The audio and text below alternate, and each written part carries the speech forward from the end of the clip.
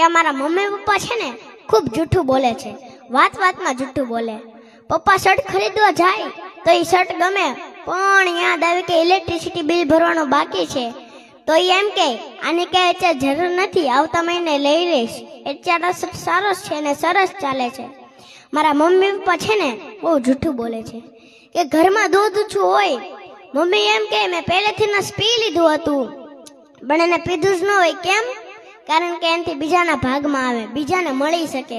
મારા mummy papa છે ને ખૂબ જૂઠું બોલે છે.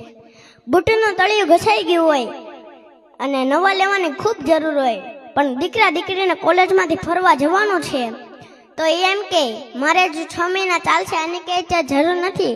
મારા મમ્મી પપ્પા છે ને ખૂબ જૂઠું બોલે છે. આમ નાની નાની વાતમાં મમ્મી ખૂબ કંજુસાઈ કરે, પૈસા વાપરવા જ ના આપે, પણ જ્યારે ઘરમાં તંગી હોય, પૈસાની ખૂબ જરૂર હોય ત્યારે